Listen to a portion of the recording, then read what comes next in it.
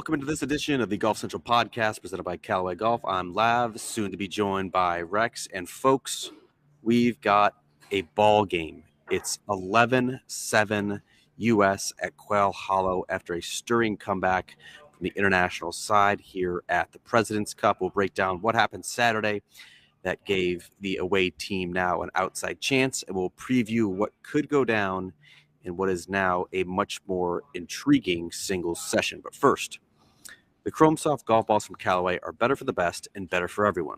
This family is available in Chrome Soft X, and Chrome Soft XLS. Each of these golf ball offerings incorporates the company's proprietary new precision technology for the tightest dispersions, consistently fast ball speeds, and total performance from tee to green. And of course, they deliver the soft, responsive feel and control that players love. These golf balls are available now.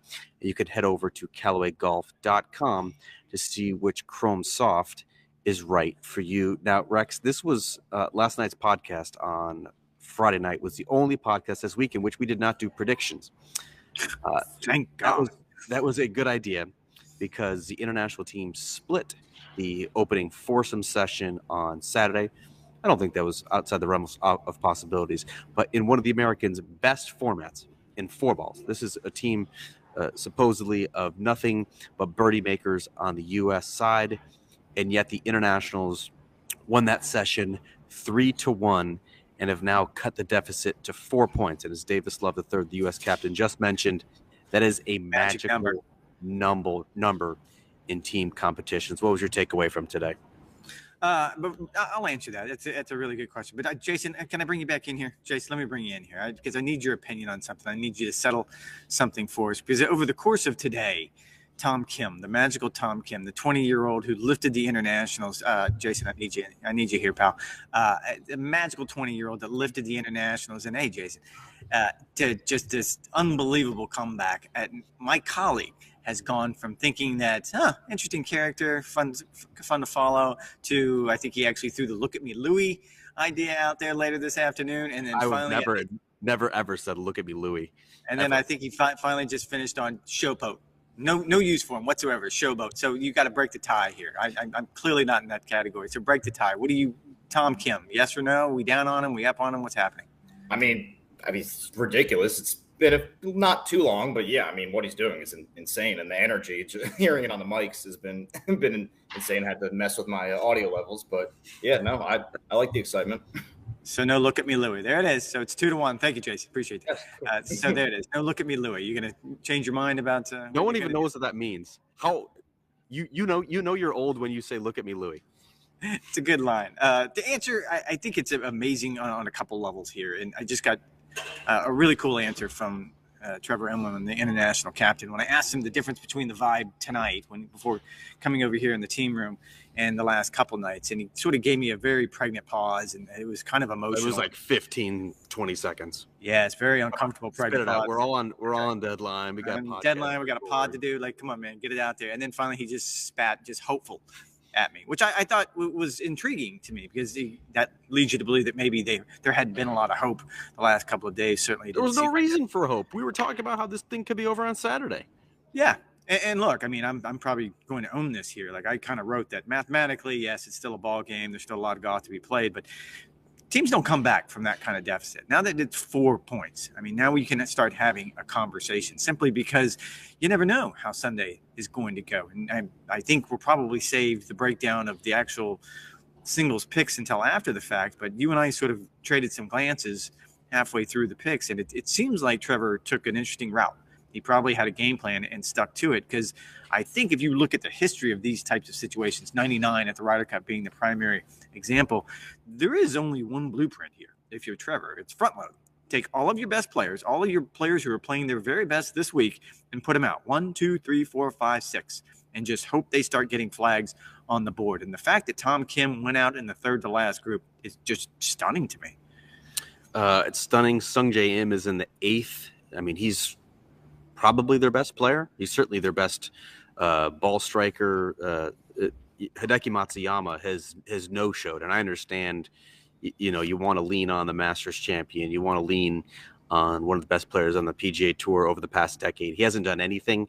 I would have preferred sliding in a Sungjae there or a Tom Kim there and move Hideki down into like that 4, 5, 6 area. That's kind of how I would have done it, because you have to think about it, Rex. I mean, the U.S. team needs only 4.5 points to win the President's Cup on Sunday.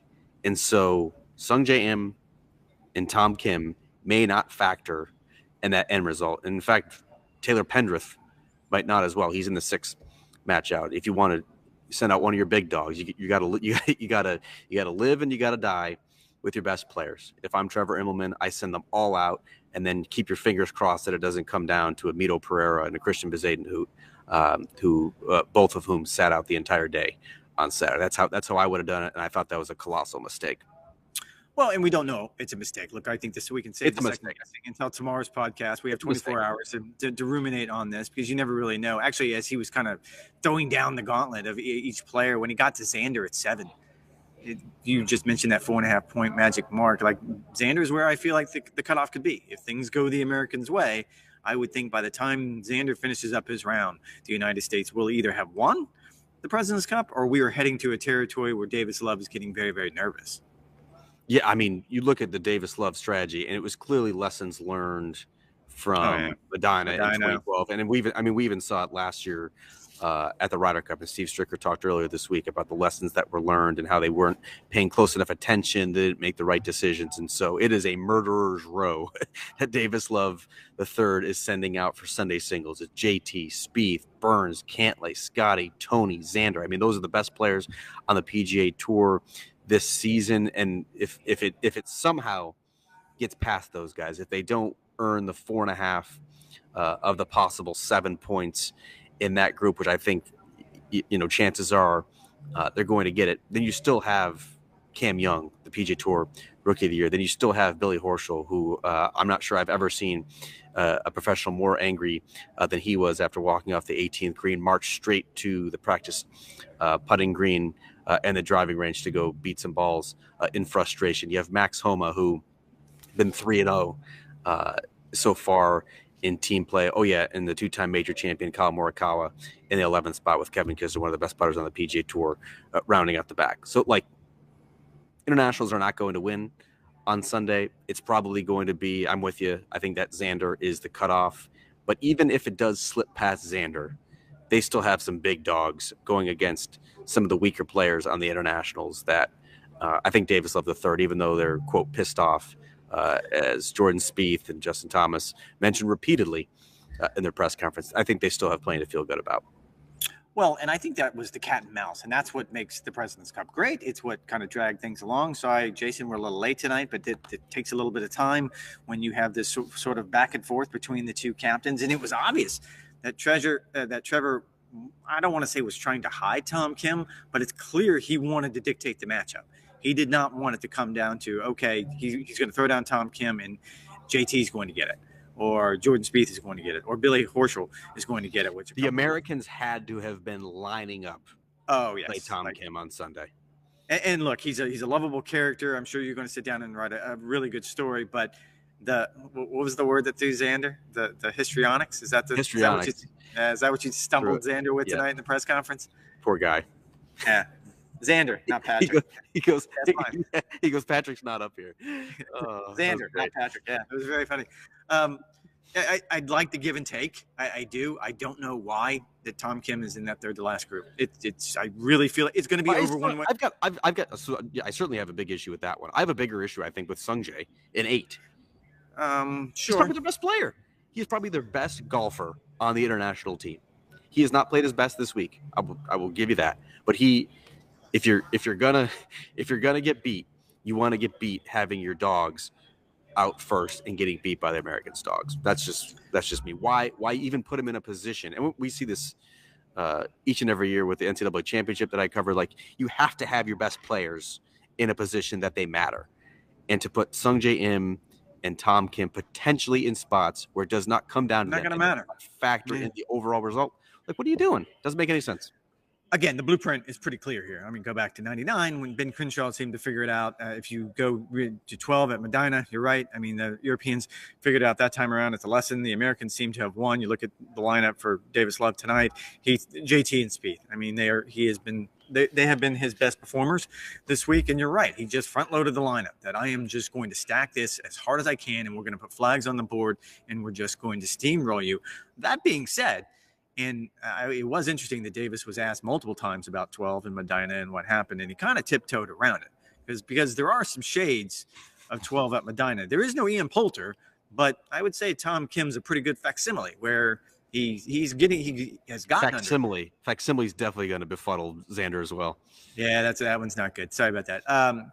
He's not Ian Poulter, but he certainly has gotten. He's not as divisive. But he's gotten under the American skin. He's certainly as emotional for sure. And like it does feel similar, right? Like you and I were both there. Like the momentum is in there. The momentum, the feeling as kind of the Americans walked off the 18 while the Europeans that year were celebrating, and it felt like they finally had a chance. And once again, they get to that magic number: 99 Ryder Cup, 2012 Ryder Cup, the recent Solheim Cup. Like it's happened.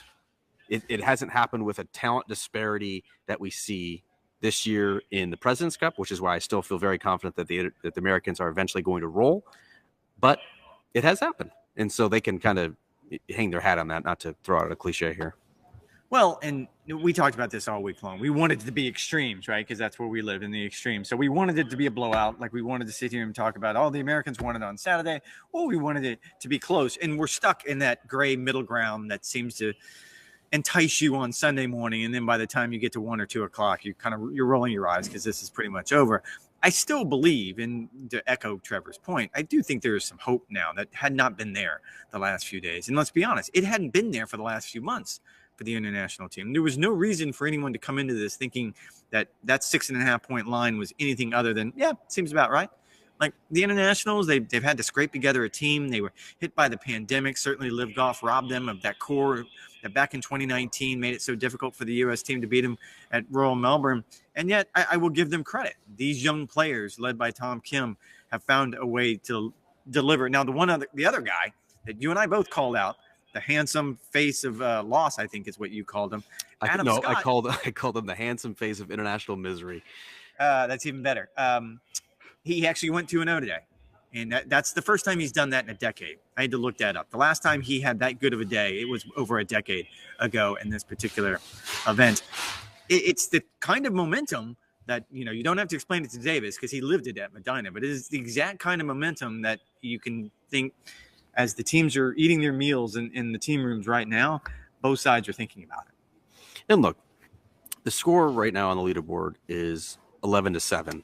11 matches, Rex, have gone down to the 17th or 18th holes. Over the first 2 days, the Americans won 8 of those. Today was a different story. Today was the day that the international teams finally rolled in clutch putts. They finally hit the shots that were required of them. And so that has been the biggest difference. It has not been this massive ball striking gap on a golf course that you and I have both walked around all week. Like, this is a major championship test. It is big, it's long, it's pretty forgiving off the tee. The rough is short, but it's still penal. I mean, the surrounds around the green are super low cut. The bunkers are very sharp as well. I mean, the greens are running 13 or 14. Like, this is a major championship test, and yet the internationals, despite not being the better ball strikers, I thought have really held their own. The biggest difference has come on the greens, and you saw that heading into this tournament. You look at strokes gained statistics. I mean, just 5 of the international players are inside the top 50, while you have 8 on the American side, and that has really played out over the first 2 days. It was a different story today on Saturday. I don't think it was any coincidence that Davis Love III said Steve Stricker was out on the practice putting green with a handful of his American players, making sure everything is dialed in for Sunday, because it is much more interesting. I will say, Rex, this is the exact reason why I do not gamble, because if you said all week long, if you said, well, that of course, but if you said the line is 6.5, like, I still think we're getting there. I still think this is either going to be a 6 or 7 point victory for the Americans. A pissed off American team is a very dangerous American team, and the internationals are still going to get theirs. They may take advantage of a Kyle Morikawa or a Scotty Scheffler, who's clearly not in the best form, and include the international players as well, have been have been strong this week. I think this has been kind of Cam Davis's coming out party. Siwoo Kim has certainly flashed at times. Sebastian Munoz as well is a birdie machine. KH Lee at times. Like, they're going to get their points, but I still think, and correct me if you think otherwise, I still think this is a 6 or 7 point American win. No, I think there's an anger on that side that's real. It's palpable. And look, all of them wanted to play Tom Kim. I thought it was funny when Justin Thomas was asked, as the emotional fire of the American team, do you want to play Tom Kim, who has emerged as the emotional fire of the international team? And before he could even answer, Jordan. Yeah, well, no, even before he could answer, Jordan Spieth spat out that I think we all want to see Billy Horschel play Tom Kim, which gives you an idea. Like, there's a level of, I don't want to call it vitriol, but certainly a dislike that kind of came out of nowhere on that one. All right, we're not going to make predictions because we've already acknowledged that we're not really good at those, but I am going to ask, who's going to be the man of the match? Who do you think tomorrow is going to be the one that's riding on the shoulders? Take it easy, Trevor. Just answer the question. Yeah, I don't need to pregnant pause. Man of the match or best performer in singles? Those are two different questions. No, just I want one man of the match. I don't need an MVP for both teams. We're not looking for anything else. Just give me a man of the match. Justin Thomas is going to be the man of the match. He's 4-0. Wow. He's 4-0 in partner play. He slapped it around today, dude. He did not play well today. He's leading the American charge. I think he'll be just fine going up against Siwoo Kim, who is as inconsistent as they come. Jordan Spieth, I don't have the stat in front of me. I am fairly certain that he has never won a singles match in the Ryder Cup or the President's Cup. He certainly has not won in the President's Cup, which is just befuddling to me because he's a 2-time U.S. junior champion. Like, it doesn't make any sense to me. I'm curious to see if he gets off the schneid as well. I think JT's the man of the match, and I think Xander Schauffele delivers the clinching point against Corey Connors, who is absolutely dreadful. I'm going to flip that a little bit. I'm going to say Xander's going to be the man of the match, even though he lost today. And look, I mean, a lot of things didn't go their way, and he actually didn't play all that great. He sat up here and said it himself. However, that, the chip in on 15 is really what kept him alive in that match, and neither one of them executed coming down the stretch. And I think tomorrow, not only does he get the sort of the winning point, but he gets it convincingly. I don't think Corey Connors has played that well this week, and I just think Xander boat racing could be a boat racing. Yeah, it's going to be, and I don't want to say this about a Corey Connors, but this could be 4 or 5 up by the time you get to the turn, and that kind of momentum just goes a long way. So I'm going to go with Xander as my man of the match. Xander Schauffele is the best player who is here this week. He's my pick for PGA Tour Player of the Year for next season, and he is the best player currently at Quail Hollow. That's going to wrap it up for this edition of the Golf Central podcast presented by Callaway Golf. We'll be back on Sunday night to recap. We're not going to do the 15-minute version, Rex. We're going to do the expanded version. We're going to, right on deadline, as we always do, we'll head back to our respective hotel rooms and pod for an hour, since I know you guys have been missing that oh so dearly. But thank you guys for listening. Make sure you check out our coverage on golfchannel.com. We'll talk to you Sunday night.